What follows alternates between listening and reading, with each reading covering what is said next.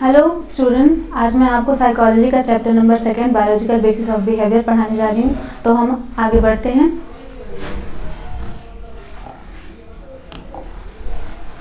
तो हम देखेंगे क्या क्या टॉपिक्स जो हैं वो चैप्टर नंबर 2 में आते हैं। सबसे पहले हमारा body mind relationship, genetics and behaviour, inheritance of behaviour, brain and behaviour, psychology and sensation, sensory process, normal और एबनॉर्मल सेंसेशन। आगे बढ़ते हैं। सबसे पहले स्टार्ट करेंगे हम इंट्रोडक्शन से। क्या होता है हमारा बायोलॉजिकल बेसिस ऑफ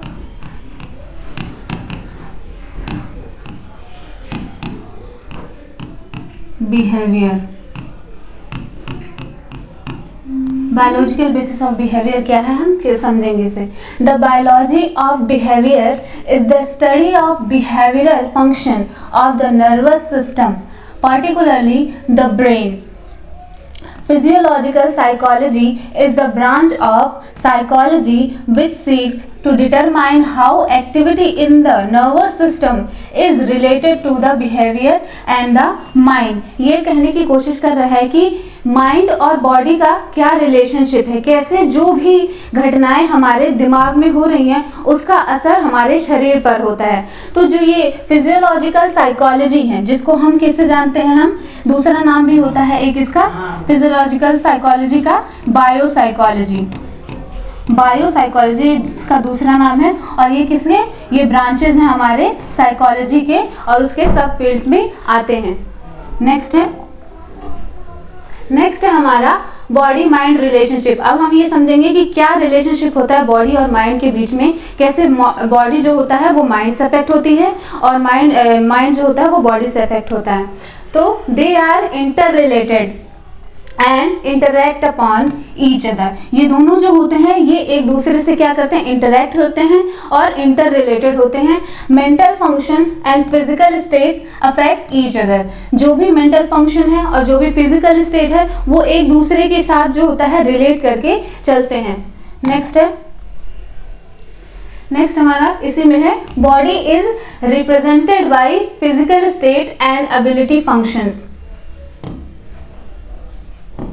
बॉडी क्या है, बॉडी जो हमारा ये फिजिकल स्टेट है और इस बॉडी की जो फिजियोलॉजिकल है ये जो होता है ये हमारी बॉडी इंक्लूडेड है। और माइंड क्या है, mind is the sum total of various mental process में क्या क्या आएगा, मेंटल प्रोसेस में आएगा thinking, knowing, feeling, reasoning and remembering. तो ये जितने भी फंक्शंस हो रहे, थिंकिंग, रिमेम्बरिंग और परसेप्शन, ये जो भी रिलेटेड हैं, फीलिंग, ये सब कुछ माइंड के फैक्टर हैं और ये माइंड से रिलेटेड हैं। तो बॉडी माइंड रिलेशनशिप एक दूसरे के साथ इस तरीके से मिल के काम करते हैं और जिसका एक फाइनल आउटकम क्या होता है, एक जो होता है बिहेवियर, एक स्पेसिफिक बिहेवियर किसी भी ह्यूमन का। नेक्स्ट है, हम समझते हैं इस डायग्राम से कि कैसे जो होता है माइंड अपना काम करता है, कैसे बॉडी अपना काम करता है और कैसे ये एक दूसरे को क्या करते हैं, प्रभावित करते हैं।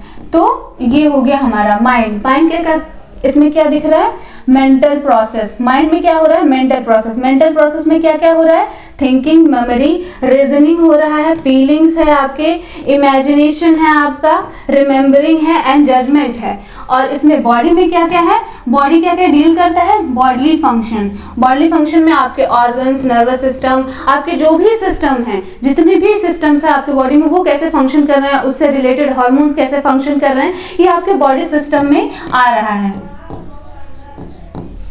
बॉडी सिस्टम का पार्ट है। लेकिन अब आप ये समझेंगे कि कैसे माइंड और बॉडी एक दूसरे से रिलेटेड है। अब देखिए आप औरों को ध्यान से देखिए, माइंड और बॉडी का। अब देखिए अगर माइंड में कोई प्रॉब्लम होती है, अगर माइंड में उसके थिंकिंग में अगर थिंकिंग उसका अल्टर हो रहा है, ठीक से वो सोच नहीं पा रहा है, तो क्या करेगा, बॉडी के जो होते हैं इसमें क्या बोलते हैं, इनके एक्शंस में जो होता है अल्टरेशन आएगा, जिससे उनके बिहेवियर में अल्टरेशन आएगा।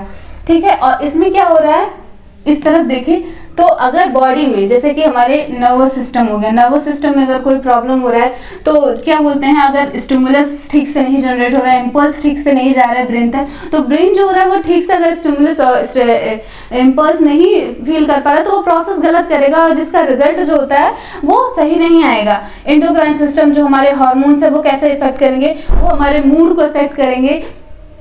वेरियस न्यूरोट्रांसमीटर है जो कि मूड को कंट्रोल करते हैं, तो ये एक दूसरे से इस तरीके से जो है ये रिलेटेड हैं। अब हमारा आ गया बॉडी कैसे करता है, आप और देखिए बॉडी कैसे करता है मेंटल प्रोसेस को।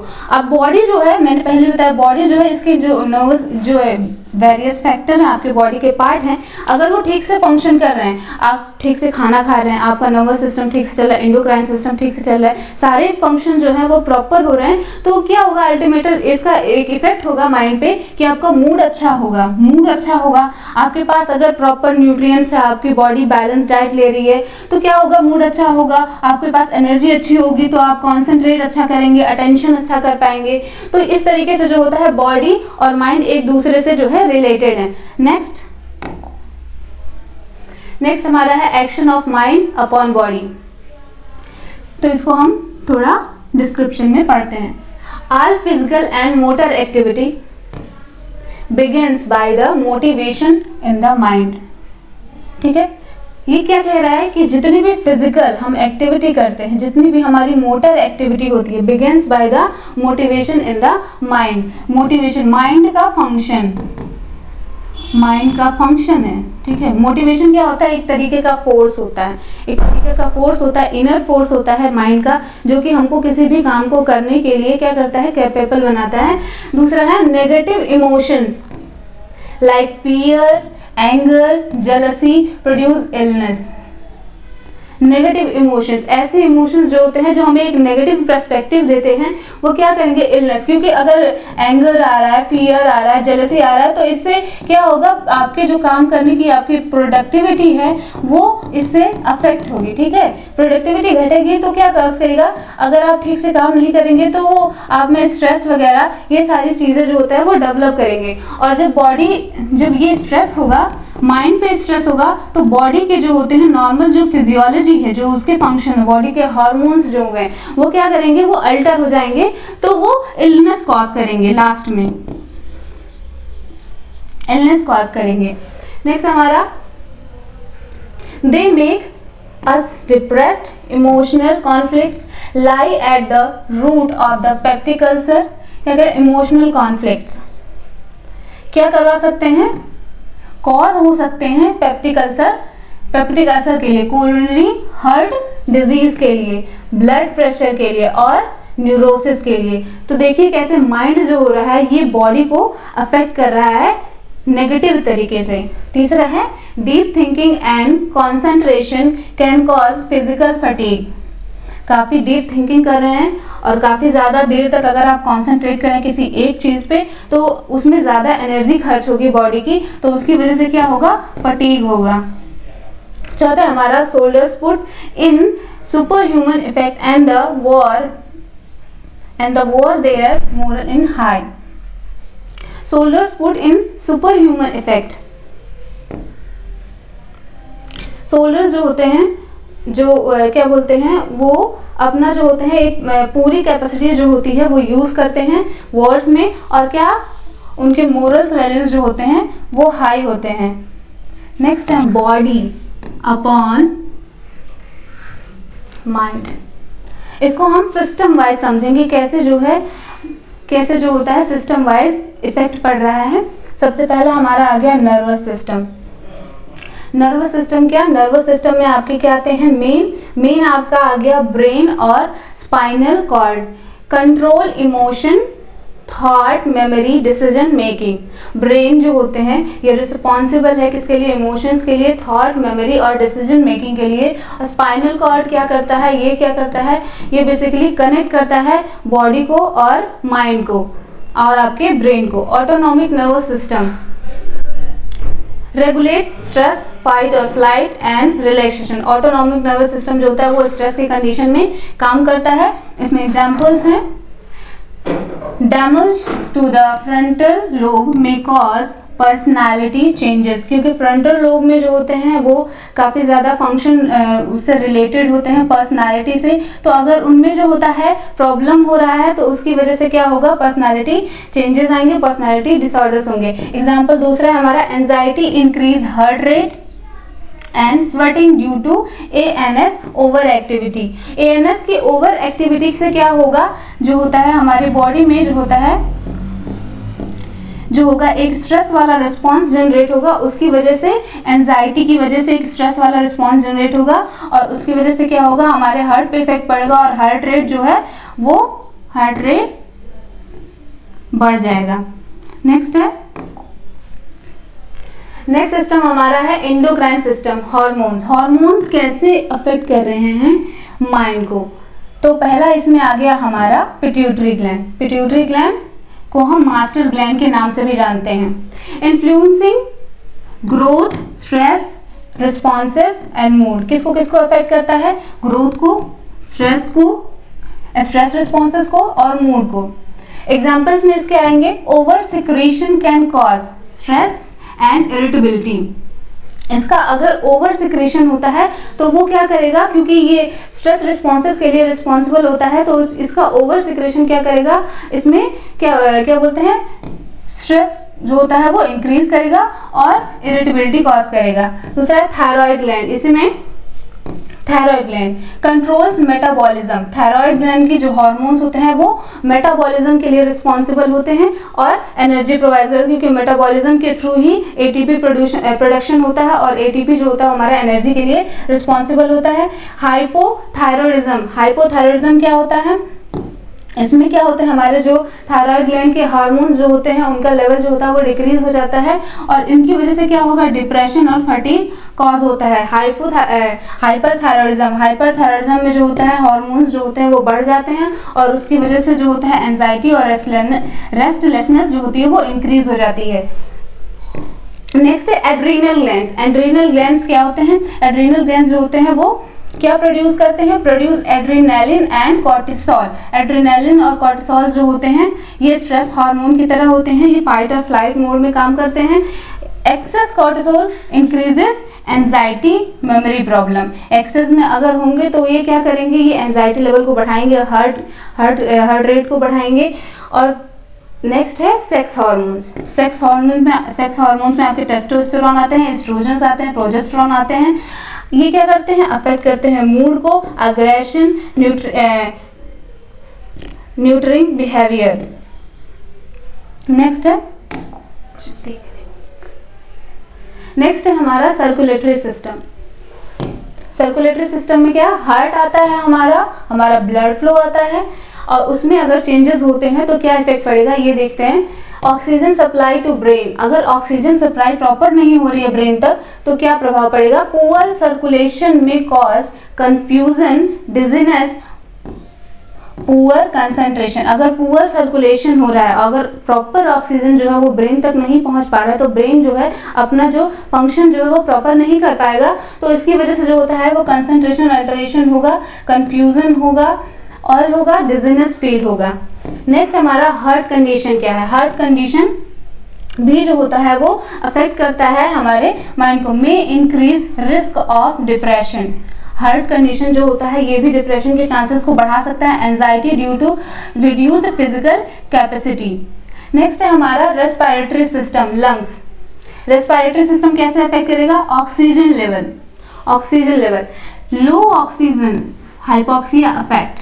अब देखिए लंग्स में क्या होता है, बेसिकली जो होता है ऑक्सीजन जो होता है वो एक्सचेंज जो होता है हमारे ब्लड से, तो ब्लड में जो होता है वो ऑक्सीजन जाता है और वो ऑक्सीजनेटेड ब्लड जो होता है वो हार्ट के थ्रू पंप होके वो पूरी बॉडी में, ब्रेन के साथ साथ पूरी बॉडी में सर्कुलेट होता है। तो जब यहाँ जैसे कि हार्ट में मैंने बताया कि डीऑक्सीजनेटेड ब्लड जो होगा इसमें अगर प्रॉपर सर्कुलेशन इसकी वजह से नहीं हो पा रहा है तो वो जो होता है ये अल्टरेशन कॉज करेगा, ये अफेक्ट करेगा माइंड को। उसी तरीके से जो होता है यहाँ पर भी लंग भी जो होता है वो माइंड को क्या करेगा, क्या होता है अपना एक नेगेटिव इफेक्ट डालेगा। नेक्स्ट हमारा ब्रीदिंग पैटर्न। ब्रीदिंग पैटर्न कैसा है ये भी जो होता है बताता है। Shallow breathing links to stress and panic. Panic attacks. Deep breathing promote relaxation. Deep breathing जो होते हैं, जैसे कि हम डीप ब्रीदिंग करते हैं तो एक्सेस अमाउंट में जो होता है एयर जाता है, एक्सेस जो हमारे ऑक्सीजनेटेड ब्लड होते हैं वो ज़्यादा अमाउंट में हमारे ब्रेन तक जाते हैं। तो ये क्या करता है कि स्ट्रेस वगैरह के लिए जो होता है ये हेल्पफुल होता है उनको क्या करने के लिए, डिक्रीज करने के लिए। नेक्स्ट सिस्टम हमारा हो गया डाइजेस्टिव सिस्टम। डाइजेस्टिव सिस्टम कैसे अफेक्ट करता है, इसमें बता रहा है gut brain axis. Gut brain axis के बारे में इसमें क्या है, intestine produce neurotransmitter like serotonin. Serotonin जिसको हम किस नाम से जानते हैं, हैप्पी केमिकल के नाम से जानते हैं। सेरोटोनिन जो होता है ये बेसिकली मूड कंट्रोल करता है। अगर सेरोटोनिन के लेवल पे इफेक्ट करता है तो क्या करेगा, ये सैडनेस कॉज करेगा, अल्टरेशन इन मूड कॉज करेगा। एग्जाम्पल है पुअर गट हेल्थ में कॉज डिप्रेशन और मूड स्विंग। जैसा कि मैंने बताया सेरोटोनिन जो है वो मूड कंट्रोल करता है। न्यूट्रिशन, नेक्स्ट हमारा न्यूट्रिशन कैसे जो होता है, न्यूट्रिशन माइंड को अफेक्ट करेगा। Lack of vitamins, vitamin B12, iron leads to fatigue, low mood and poor concentration. Nutrition जैसे कि एक बॉडी के प्रॉपर फंक्शन के लिए ज़रूरी है कि उसके पास एक बैलेंस डाइट हो, एक बैलेंस उसे न्यूट्रिशन मिलता हो, क्योंकि ये सारे जो है विटामिन B12, आयरन, ये सारे चीज़ें मिलकर बेसिकली ब्रेन के लिए जो होते हैं एक तरीके से उन्हें स्ट्रेंथिंग करने का काम करते हैं। विटामिन B12 तो मेमोरी के लिए भी बहुत ज़्यादा इंपॉर्टेंट होता है। तो अगर इन सब चीज़ों में भी कमी आ रही है तो ये अल्टीमेटली होता है माइंड के फंक्शन को जो है वो अफेक्ट करेगा। छठवां है हमारा मस्कुलोस्केलेटन सिस्टम। मस्कुलोस्केलेटन सिस्टम कैसे अफेक्ट कर रहा है, body posture and movement. Slouched posture links to low confidence, depression, upright posture increases confidence. इसमें क्या कह रहा है, अगर आपका पोस्चर जो है वो बहुत ही स्लज्ड है, अगर पोस्चर आपका ठीक नहीं है तो क्या करेगा, आप एक तरीके से आपको दिखाएगा कि आप कितने कम कॉन्फिडेंट है। लेकिन अगर आप एक अच्छा पोस्चर रखते हैं तो आपको एक जो होता है लुक से ही पता चल जाएगा कि आप कितने कॉन्फिडेंट हैं। एक्सरसाइज में release endorphin, feel good chemicals. Endorphin जो होते हैं ये एक तरीके का केमिकल है जो कि अच्छा फील करवाने वाला केमिकल के नाम से जाना जाता है। रिड्यूस स्ट्रेस एंड डिप्रेशन, ये स्ट्रेस और डिप्रेशन को कम करता है। नेक्स्ट हमारा इम्यून सिस्टम। इम्यून सिस्टम कैसे करता है काम, इम्यून सिस्टम में हमारा आ गया इन्फ्लामेशन। इन्फ्लामेशन में क्या है, chronic inflammation has been linked to depression and anxiety. अब इन्फ्लामेशन क्या है, अगर कोई इन्फेक्शियस डिजीज होती है किसी को तो उसका जो एक रिस्पॉन्स आता है उसमें जो होता है पहला वो इन्फ्लामेशन का होता है, बॉडी का इन्फ्लामेशन का। अब इन्फ्लामेशन जो होता है ये एक्यूट और क्रोनिक दो में होता है। अगर ये लंबे समय तक परसिस्ट कर जाता है तो वो क्रोनिक में बदल जाता है। और क्रोनिक, अगर किसी को कोई क्रोनिक डिजीज भी हो जा रही है तो वो क्या करेगा, कुछ भी नहीं तो एंजाइटी और स्ट्रेस तो उसमें कॉज करेगा, और बहुत लंबे समय तक रहा तो वो डिप्रेशन तक बढ़ भी सकता है। Illness, frequent sickness lowers mood, motivation and can cause psychological stress। अगर उसे बार बार इलनेस हो, जैसे कि क्रोनिक इलनेस हो गया, कोई बीमारी हो गई, तो क्या करेगा वो उसके मूड को क्या करेगा, अफेक्ट करेगा। मोटिवेशन, उसकी काम करने की एबिलिटी जो उसका इनर फोर्स है उसको भी घटा देगा, और वो क्या करेगा, अपने काम को ठीक से नहीं करेगा और उसकी प्रोडक्टिविटी जो है वो घट जाएगी। आठवां हमारा रिप्रोडक्टिव सिस्टम। रिप्रोडक्टिव सिस्टम कैसे माइंड को अफेक्ट करता है, मेंस्ट्रुअल साइकिल। इसमें आ गया सबसे पहले मेंस्ट्रुअल साइकिल। फीमेल्स में जैसा कि हम जानते हैं जब उनका मेंस्ट्रुअल साइकिल जो होता है वो स्टार्ट होता है तो उनमें मूड चेंजेस बहुत तेजी से होते हैं, और वो किसकी वजह से होते हैं, हार्मोनल चेंजेस की वजह से होते हैं। तो हार्मोनल चेंजेस की वजह से उनमें मूड चेंजेस होंगे, इरिटेबिलिटी होगी और डिप्रेशन होगा। And pregnancy and postpartum. Pregnancy में क्या होता है, प्रेगनेंसी में जो होता है एक मदर जो होती है उसकी पूरी बॉडी, जितनी भी बॉडी फंक्शन, उनकी बॉडी फिजिकल शेप है वो सब कुछ चेंज होता है, हार्मोन्स चेंज होते हैं। तो इसकी वजह से क्या होता है कि मदर्स पे एक साइकोलॉजिकल इफेक्ट पड़ता है और अपने बॉडी को लेके वो काफ़ी ज़्यादा कॉन्शियस होते हैं, और इस बात के लिए भी मतलब ज़्यादा स्ट्रेस में होते हैं कि अगर इतने सारे चेंजेस हो रहे हैं तो बाद में उनका ये चेंजेस फिर से नॉर्मल होगा कि नहीं होगा। तो इस वजह से भी उनमें जो होता है वो स्ट्रेस और एंजाइटी देखने को मिलता है। और पोस्टपार्टम में, आफ्टर जो होता है डिलीवरी, आफ्टर डिलीवरी जो होता है पोस्टपार्टम में बहुत कॉमनली देखा जाता है पोस्टपार्टम डिप्रेशन। नेक्स्ट नेक्स्ट हमारा skin and sensory organ.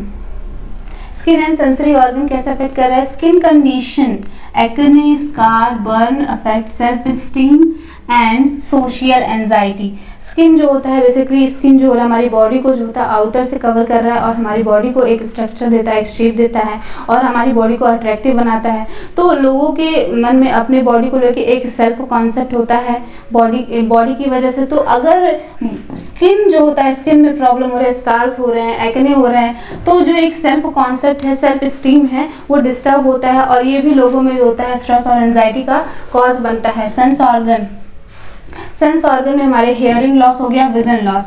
Hearing loss में क्या है, अगर कोई जो होता है, कोई भी पर्सन है, उसकी सुनने की एबिलिटी जो हो जा रही है वो हट जा रही है, कम हो जा रही है, खत्म हो जा रही है पूरी तरीके से, तो उसको सोशल आइसोलेशन का सामना करना पड़ सकता है, डिप्रेशन का सामना करना पड़ सकता है। क्योंकि जितना एक नॉर्मल पर्सन जो होता है इफेक्टिवली काम कर सकता है, उतना कोई ऐसा पर्सन नहीं काम कर सकता है जिसको हियरिंग लॉस या हियरिंग प्रॉब्लम हो। विजन लॉस, विजन लॉस के लिए स्ट्रेस एडजस्टमेंट प्रॉब्लम कर सकता है, क्योंकि विजन लॉस भी इसी की तरह है। अगर उनके पास देखने की क्षमता कम होगी तो वो भी अपना काम जो होता है नॉर्मल लोगों की तरह नहीं कर पाएंगे। उनके लिए ज़रूरी है कि एक अलग तरीके की व्यवस्था बनाई जाए ताकि वो एक अपना इफेक्टिव प्रोडक्टिव वर्क कर सकें। नेक्स्ट हमारा टॉपिक स्टार्ट हुआ है जेनेटिक्स एंड बिहेवियर। जेनेटिक्स और बिहेवियर के बीच में क्या रिलेशन है? तो जेनेटिक और बिहेवियर के बीच में क्या रिलेशन है? जैसे कि हम जानते हैं कि जो होता है, जो भी किसी भी पर्सन का बिहेवियर है वो कुछ हद तक जो होता है, जो भी जीन्स उनके पेरेंट्स से आए होते हैं उनमें, उस पर भी डिपेंड करता है।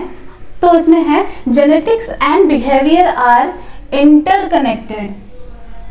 interconnected field that explore how genes influence behavior and how behavior can in turn impact genetic expression।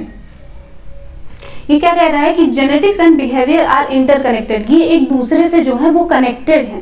That explore how genes influence behaviour, ये क्या बता रहा है कि कैसे जो होते हैं एक स्पेसिफिक जीन जो है वो किसी बिहेवियर को अफेक्ट कर रहा है, and how behaviour can in turn impact on genetic expression, और कैसे जो होता है बिहेवियर जेनेटिक एक्सप्रेशन में जो हो रहा है वो अपना एक प्रभाव दिखा रहा है। नेक्स्ट है, इसी में है जेनेटिक इन्फ्लुएंसेस ऑन बिहेवियर। क्या इन्फ्लुएंसेस हो रहे हैं बिहेवियर पे, इसको हम देखते हैं। Certain behaviour are linked to genetic predisposition.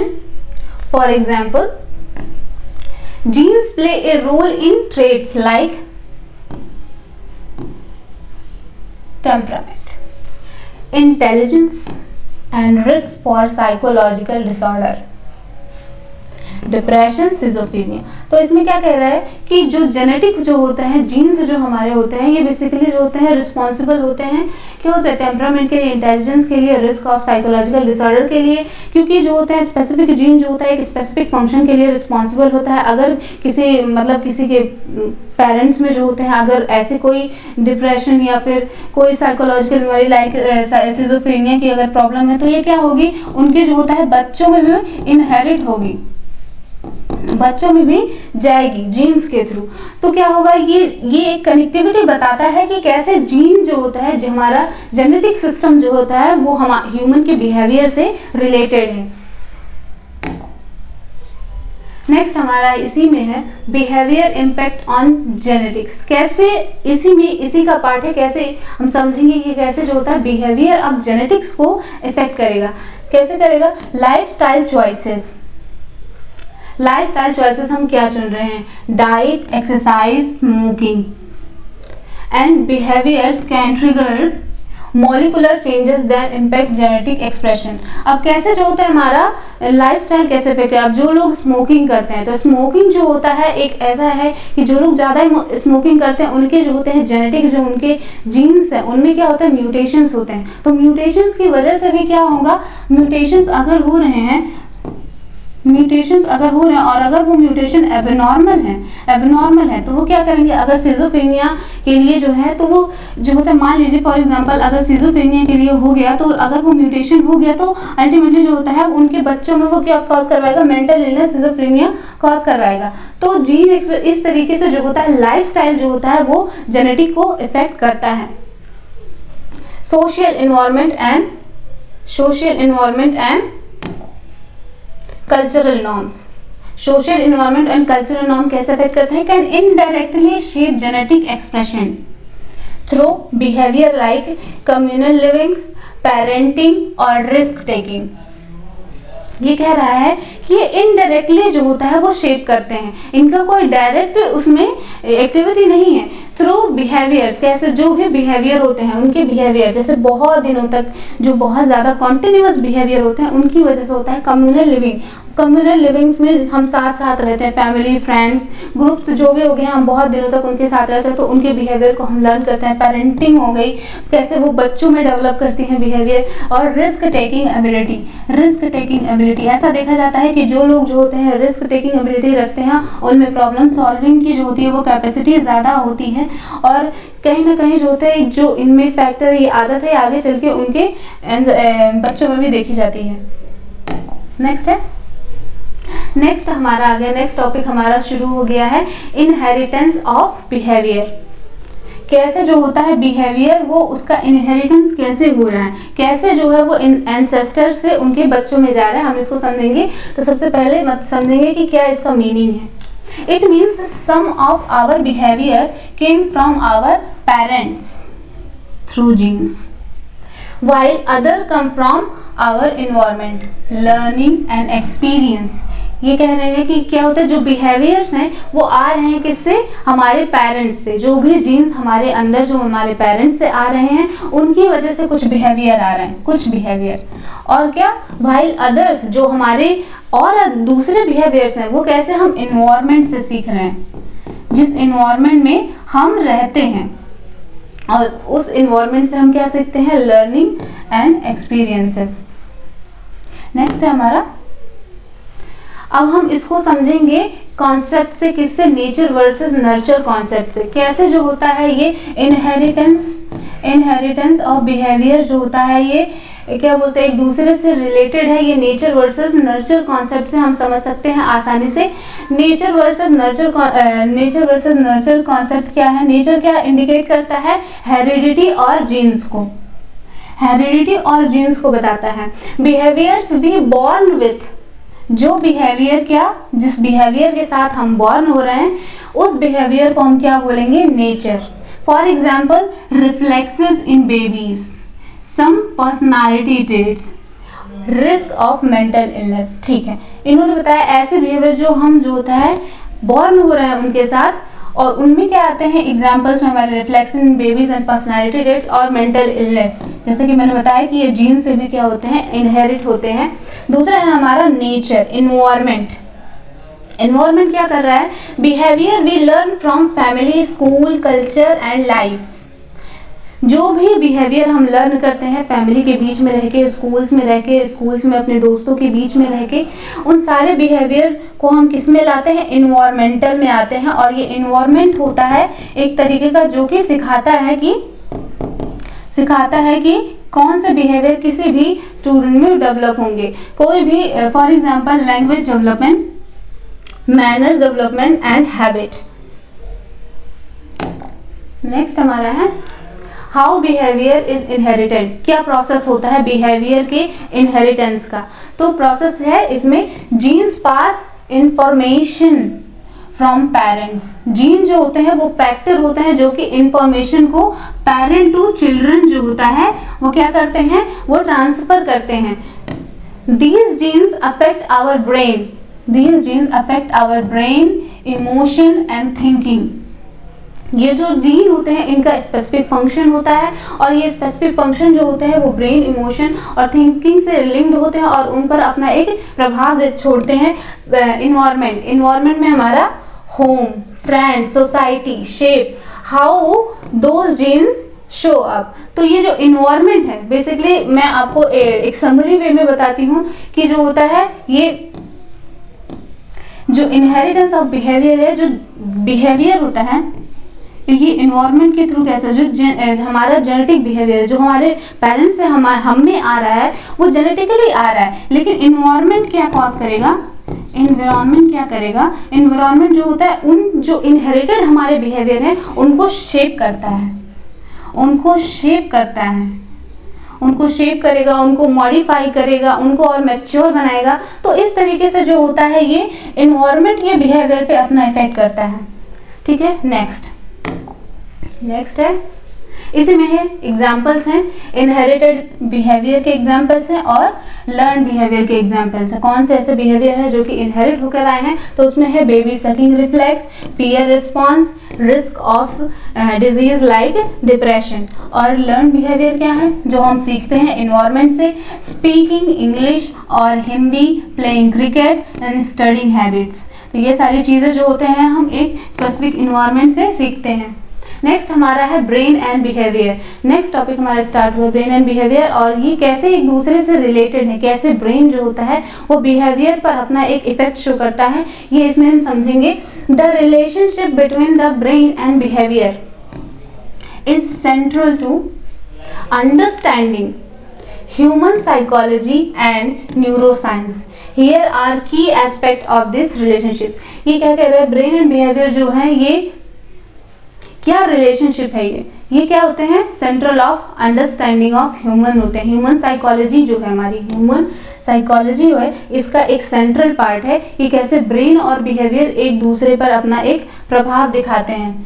Next हमारा, इसी में हम डिटेल में समझते हैं। अच्छा, ये डायग्राम है कैसे जो होता है, ये हमारा ब्रेन है। देखिए हमारा ब्रेन जो होता है वो अलग अलग लोब्स में डिवाइडेड है। ये हमारा फ्रंटल हो गया, ये हमारा टेम्पोरल लोब हो गया, ये हमारा पैराइटल लोब हो गया, ये हमारा ऑक्सीपिटल लोब हो गया, ठीक है, और ये हमारा जो हो गया ये हमारा सेरिबेलम हो गया, और ये हमारा जो हो गया हाइंड ब्रेन का पार्ट हो गया।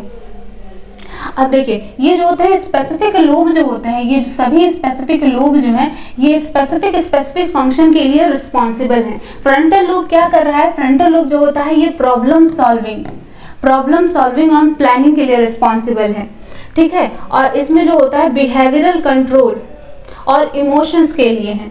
और ये जो हमारा है temporal memory, emotions and visuals, and ये जो हमारा है वर्ड अंडरस्टैंडिंग और ऑक्सीपिटल लोब जो है वो विजन है। हम नेक्स्ट, हमारे पास एक और डायग्राम, हम नेक्स्ट डायग्राम में समझेंगे इसे और अच्छे से और क्लियर तरीके से।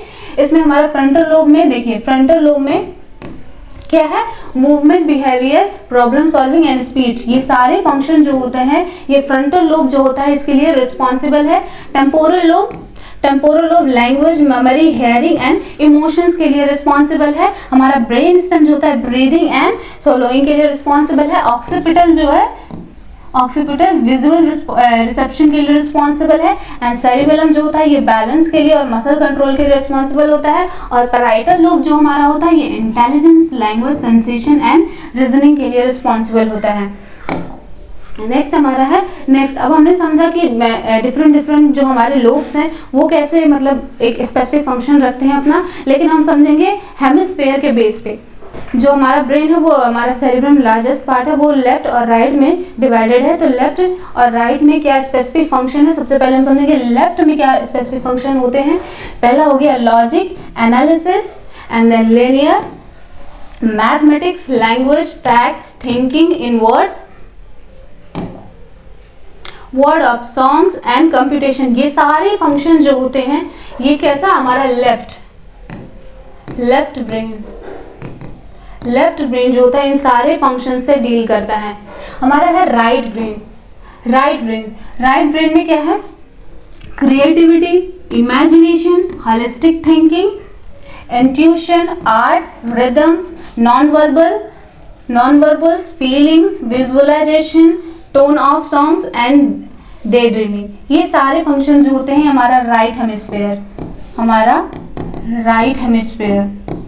राइट ब्रेन जो होता है ये डील करता है इन सारे फंक्शन से। तो ये स्पेसिफिक फंक्शन है जो कि हमारे ब्रेन के हेमिस्फीयर पे डिपेंड है। नेक्स्ट हमारा टॉपिक है साइकोलॉजी ऑफ सेंसेशन। साइकोलॉजी ये ऑफ नहीं and sensation. Psychology and sensation, psychology और सेंसेशन के बीच में क्या रिलेशन है? साइकोलॉजी क्या होती है? बेसिकली साइकोलॉजी हमारा होता है स्टडी ऑफ माइंड, ठीक है, स्टडी ऑफ माइंड। साइकोलॉजी जो है ये स्टडी ऑफ माइंड से। और सेंसेशन क्या है? सेंसेशन होता है कैसे हम फील करते हैं, किसी भी एक स्टिमुलस को कैसे हम परसीव करते हैं, कैसे हम अपने एक्सटर्नल इन्वायरमेंट को जो है वो समझते हैं। तो इसमें क्या हम सबसे पहले समझते हैं, तो सेंसेशन समझने से पहले ये ज़्यादा ज़रूरी है कि आप समझें कि सेंसेशन में क्या क्या ऐसे फैक्टर हैं जो कि सेंसेशन के लिए रिस्पॉन्सिबल होते हैं। तो इसमें सबसे पहला फैक्टर तो हमारा आता है स्टिमुलस। सबसे पहला फैक्टर हमारा आता है स्टिमुलस। स्टिमुलस क्या होता है? तो स्टिमुलस जो होता है ये वो फैक्टर्स होते हैं, वो सारे फैक्टर्स जो कि हम एक्सटर्नल इन्वायरमेंट से क्या करते हैं, परसीव करते हैं, ठीक है। वो जो भी एक्सटर्नल जो होता है इन्वायरमेंट से हमें मिल रहा है वो सब कुछ क्या है, जिसको हम देख सकते हैं, जिसको हम सुन सकते हैं, जिसको हम छू सकते हैं, वो सारे एक्सटर्नल थिंग्स जो हैं वो क्या करते हैं, क्या होते हैं, स्टिमुलस होते हैं, ठीक है, स्टिमुलस होते हैं। और स्टिमुलस जो होते हैं यही स्टिमुलस जब हमारे न्यूरॉन्स के पास आते हैं, न्यूरॉन्स के पास आते हैं तो इन्हीं स्टिमुलस को जो होता है वो कैसे क्या बोलते हैं, न्यूरॉन्स उनको कन्वर्ट करके क्या बना देता है, इम्पल्स। और यही इम्पल्स जो होते हैं ये कहाँ जाते हैं हमारे, ये न्यूरॉन्स के थ्रू कहाँ जाते हैं, हमारे ब्रेन तक जाते हैं, ब्रेन के स्पेसिफिक एरिया तक जाते हैं। जो मैंने एरिया बताया लोब्स और हेमिस्फीयर के अकॉर्डिंग, उस एरिया में जाते हैं। और उस एरिया में जाने के बाद क्या होता है, इम्पल्स जो होता है वहां पर अपना मैसेज छोड़ता है और ब्रेन जो होता है उसके अकॉर्डिंग रिस्पॉन्स करता है। और यही जो रिस्पॉन्स होता है, ये जो ब्रेन का रिस्पॉन्स होता है, ये फिर से जो होता है मोटर न्यूरॉन्स के थ्रू हमारी बॉडी में आता है और हमारी बॉडी जो होती है वो एक स्पेसिफिक बिहेवियर उसके अकॉर्डिंग शो करती है। तो इसमें हम सबसे पहले समझेंगे कि रिसेप्टर क्या होता है। अच्छा, हम स्टिमुलस समझिए, रिसेप्टर जो होते हैं, रिसेप्टर जो होता है ये क्या होता है, ये वो फैक्टर है जो कि हमारे इस स्टिमुलस को, ठीक है, स्टिमुलस को क्या करेगा, ये क्या करेगा, परसीव करेगा, उसे रिसीव करेगा, उसे रिसीव करने का काम करता है, रिसीव करने का काम करेगा। तो इसमें क्या है, receptor is a specialised structure usually sense organ और सेंसरी नर्व एंडिंग्स। तो रिसेप्टर्स क्या होते हैं, जो हमारा न्यूरॉन होता है,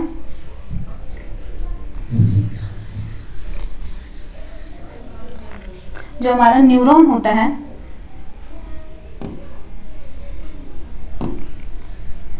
मान लीजिए हमारा न्यूरॉन है, न्यूरॉन होते हैं,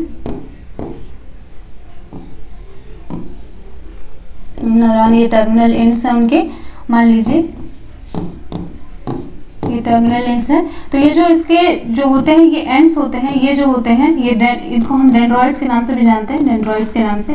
तो ये जो डेंड्रॉइड्स होते हैं ये क्या काम करते हैं कि जो बाहर के हमें स्टिमुलस मिल रहे हैं इनको क्या करेंगे, वो रिसीव करेंगे। तो जो भी स्टिमुलस आ रहे हैं, ठीक है, वो स्टिमुलस जो होता है इस न्यूरॉन्स के थ्रू आते हैं और क्या होते हैं, ये जो इसके टर्मिनल एंड्स होते हैं ये क्या होंगे, नेक्स्ट न्यूरॉन से जो है वो कनेक्टेड होते हैं। और इस तरीके से जो होता है ये पूरा जो स्टिमुलस वो इम्पल्स में कन्वर्ट होता है और इम्पल्स जो है वो एक न्यूरॉन से जो होता है वो दूसरे न्यूरॉन्स में जाता है और इस तरीके से ये पूरा प्रोसेस सेंसेशन का चलता है।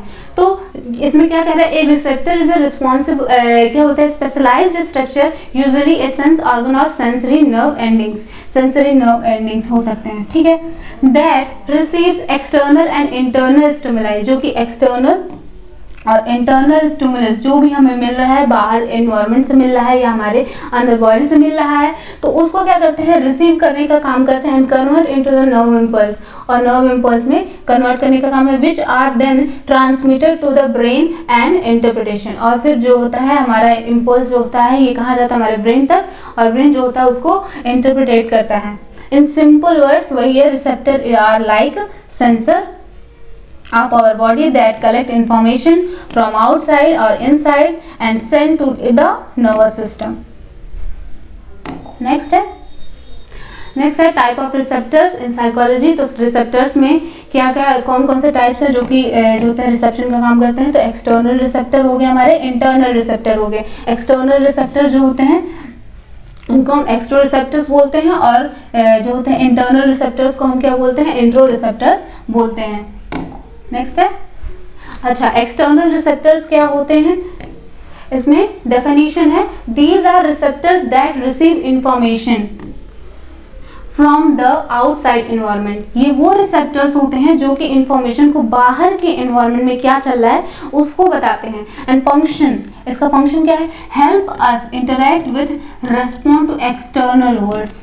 ठीक है, जो बाहर की दुनिया है उससे कैसे हमें डील करना है, कैसे रिस्पॉन्ड करना है, ये उसके लिए हेल्प करते हैं। ठीक है, इसमें एग्जाम्पल्स में आगे हमारा कौन कौन से हैं, कौन कौन से ऐसे हमारे सेंसेस हैं, तो इसमें हमारा पहला आ गया आईज, ईयर्स, स्किन, नोज, टंग। ये जो होते हैं, ये जो भी सेंसेस है, ये जो भी रिसेप्टर है, ये बेसिकली हमारे, आई जो होता है ये विजन के लिए रिस्पॉन्सिबल होता है, ईयर जो होता है वो हियरिंग के लिए रिस्पॉन्सिबल होता है, स्किन जो होता है ये हमें टच को फील करवाता है, टेम्परेचर को फील करवाता है, और नोज जो होता है ये हमारे स्मेल के लिए रिस्पॉन्सिबल होता है, और टंग जो होता है ये किसी स्पेसिफिक टेस्ट के लिए रिस्पॉन्सिबल होता है। तो ये इस तरीके से कि बाहर की दुनिया में क्या चल रहा है, ये इस तरीके से हमारे ब्रेन तक अपना मैसेज देते हैं। नेक्स्ट हमारा हो गया इंटरनल रिसेप्टर। इंटरनल रिसेप्टर्स क्या होता है, डेफिनेशन है, these are receptor that receive information from inside the body. Body में क्या चेंजेस हो रहा है, ये जो होता है इसका जो होता है इंफॉर्मेशन हमारे माइंड तक पहुंचाते हैं। फंक्शन है, help regulate internal body process and maintain balance homeostasis. ये करते हैं हमारे बॉडी और हमारे माइंड के बीच में जो होता है फंक्शंस के बीच में होमोस्टेसिस स्टेबल करने में जो होता है ये हेल्प करते हैं हमारे इंटरनल जो रिसेप्टर्स होते हैं। एग्जांपल्स में आ गया हमारा stress receptor in the muscle, क्या करते हैं, sense muscle tension and position and proprioceptions. Stress receptor जो होते हैं हमारे मसल्स पे स्टेबल होते हैं, और मसल्स में जो होता है अगर कोई चेंजेस होते हैं तो उसके लिए मैसेज जो होता है वो हमारे ब्रेन तक ये जो होते हैं ये भेजते हैं। ठीक है, ये सेंस करते हैं उन चेंजेस को, और उसके बाद जो होता है वो मैसेज ब्रेन तक जाता है। Chemoreceptors, chemoreceptors monitor blood oxygen, carbon dioxide, जो केमिकल चेंजेस हो रहे हैं हमारी बॉडी में, ये उनको जो होता है ये क्या करता है, रिकॉग्नाइज करता है, और उसके हिसाब से जो होता है वो मैसेज भेजता है। बैरोरिसेप्टर्स, बैरोरिसेप्टर्स क्या करते हैं, डिटेक्ट ब्लड प्रेशर चेंजेस। ये क्या होते हैं, ब्लड प्रेशर में क्या चेंजेस हो रहे हैं, उनके ब्लड फ्लो में क्या चेंजेस हो रहे हैं, इनको डिटेक्ट करके ब्रेन तक सिग्नल्स भेजता है। And visceral receptors, visceral receptors में क्या हमारे स्ट्रेस हमारे विसरल ऑर्गन्स पे जो होते हैं ये पाए जाते हैं। हमारे स्टमक हो गया, इंटेस्टाइन हो गया, ब्लैडर हो गया, ये क्या करेगा, इनमें कोई भी एबनॉर्मल फंक्शन हो रहा है तो उनको क्या करेगा, रिसीव उनके मैसेज को रिसीव करता है और फिर जो होता है ब्रेन तक भेजता है, और ब्रेन जो होता है इसके बाद एक स्पेसिफिक रिस्पॉन्स उसके अकॉर्डिंग शो करता है। और इसमें हमारा गया हंगर हो गया, थ्रस्ट हो गया, फुलनेस हो गया, पेन इनसाइड द बॉडी हो गया। ठीक है, हम नेक्स्ट पे आते हैं। नेक्स्ट हमारा है नॉर्मल सेंसरी प्रोसेस। तो नॉर्मल सेंसरी का क्या एक प्रोसेस होता है, तो ये तो मैंने आपको पहले बताया, लेकिन आप यहाँ पर डिटेल में स्टेप वाइज समझिए। तो सबसे पहला हमारा स्टेप होता है रिसेप्शन। रिसेप्शन होता है, इसमें क्या होता है, sensory organ detect a stimulus, light, sound, smell, taste, touch, ये इनमें से कोई भी हो सकता है। Specialised receptor respond to specific stimulus. अच्छा, पहले तो इन्होंने क्या किया, सेंसरी ऑर्गन ने डिटेक्ट किया स्टिमुलस को, वो कुछ भी हुआ, लाइट हो गया, साउंड हो गया, स्मेल हो गया, वो कुछ भी हुआ, उनको क्या किया, पहले डिटेक्ट किया। ठीक है, उसके बाद क्या किया, specialised receptors respond to specific type of stimuli. अब जैसे कि मैंने बताया कि उसके लिए क्या बोलते हैं, हमारे टच के लिए रिस्पॉन्सिबल होते हैं, ठीक है, हमारे टेस्ट के लिए, हमारे स्मेल के लिए रिस्पॉन्सिबल रिसेप्टर अलग अलग होते हैं, मैंने पहले बताया। तो वो क्या करेंगे, ये सारे रिसेप्टर्स मिलके जो होंगे, जो भी उन्हें स्टिमुलस मिलेगा उसके अकॉर्डिंग जो होता है वो अपना रिस्पॉन्स देंगे। उसके बाद क्या होगा, अब इसमें इसी में बता रहे थे, फोटो रिसेप्टर जो होता है ये विजन के लिए, और मैकेनो रिसेप्टर जो होगा ये टच के लिए रिस्पॉन्स करेगा। ठीक है, टच के लिए रिस्पॉन्स करेगा, और कीमो रिसेप्टर जो होगा ये टेस्ट और स्मेल के लिए रिस्पॉन्स करेगा, और थर्मो रिसेप्टर जो है, जो भी हमारे एक्सटर्नल एनवायरनमेंट टेम्परेचर चेंजेस हो रहे हैं उनके लिए रिस्पॉन्स करेगा। तो ये अलग अलग रिसेप्टर्स हैं जो कि अलग अलग जो होता है स्टिमुलस के लिए रिस्पॉन्सिबल होते हैं, रिस्पॉन्स करते हैं। तुम्हारा दूसरा स्टेप है हमारा ट्रांसडक्शन। ट्रांसडक्शन क्या होता है, the sensory receptor convert the stimulus into A electrical signal, neural impulse. तो जो भी हमारा स्टिमुलस आया, ट्रांसडक्शन का मतलब यही है, ट्रांसडक्शन का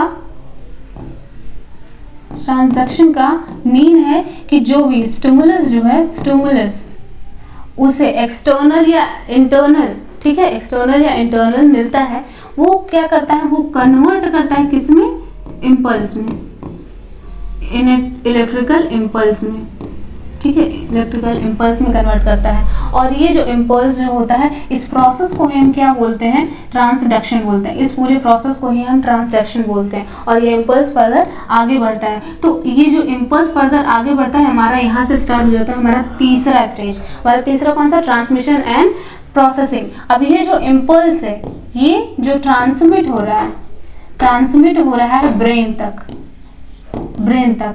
तो इस प्रोसेस को जो है वो क्या बोलेंगे, ट्रांसमिशन बोलेंगे, ठीक है, इस प्रोसेस को हम ट्रांसमिशन बोलेंगे। और हमारा चौथा आ गया परसेप्शन। अब यहाँ पर हमारा आ गया ब्रेन का फंक्शन। अब ब्रेन के जिस भी स्पेसिफिक लोब में, जिस भी पार्ट में गया है, अब क्या करेगा ब्रेन, उसको क्या करेगा, उस इम्पल्स को क्या करेगा, इंटरप्रिटेट करेगा और उसके अकॉर्डिंग एक जो होता है रिस्पॉन्स जो होता है वो मोटर न्यूरॉन्स के थ्रू बॉडी को देगा और बॉडी जो होती है उसके अकॉर्डिंग जो होता है अपना एक बिहेवियर शो करेगा। तो ये जो होता है, ये पूरा प्रोसेस है हमारा सेंसेशन का। हमारा नेक्स्ट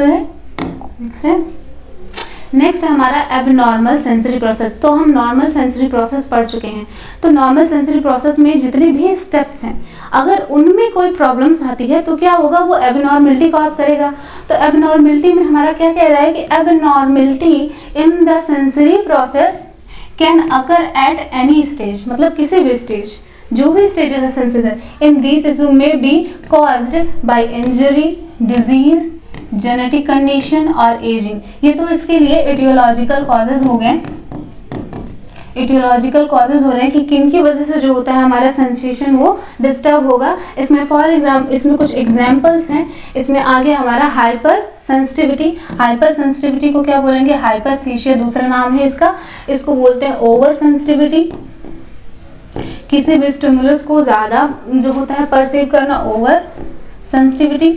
दूसरा है हमारा हाइपोसेंसिटिविटी, हाइपोस्थीसिया बोलते हैं, जस्ट इसका उल्टा। इसमें क्या होता है, कम हो जाता है हमारा सेंसेशन, लॉस ऑफ सेंसेशन।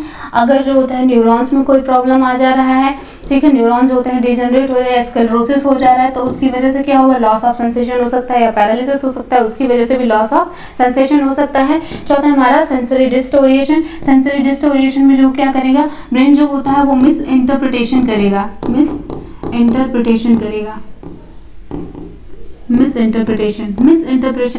करेगा इम्पल्स का, जिसकी वजह से जो होता है जो होता है नीडेड, जो डिजायर्ड जो बिहेवियर होना चाहिए था वो नहीं होता है किसी भी इंडिविजुअल का। तो हमारा नेक्स्ट क्या है, हमारा सेंसरी प्रोसेसिंग डिसऑर्डर। इसी में सेंसरी प्रोसेसिंग डिसऑर्डर क्या होगा, हमारा ब्रेन जो होता है वो अगर उसमें कोई प्रॉब्लम आ रही है तो उसकी वजह से जो होता है जिसकी प्रोसेसिंग की जो एबिलिटी है वो डिक्रीज हो जाएगी, या फिर किसी ऐसे पार्ट पे जो जाके वो अल्टर भी हो सकती है और एक नेगेटिव रिस्पॉन्स भी उसका दे सकती है। तो ये सारे जो हैं ये एबनॉर्मल सेंसेशन से रिलेटेड हैं। तो ये जो हो गया हमारा एबनॉर्मल सेंसेशन, ठीक है। तो हमारा क्लास जो होता है यहाँ पर खत्म होता है, सारे टॉपिक्स जो होते हैं यहाँ पर ओवर होते हैं। आई होप आप सबको समझ में आए। Thanks for your attention.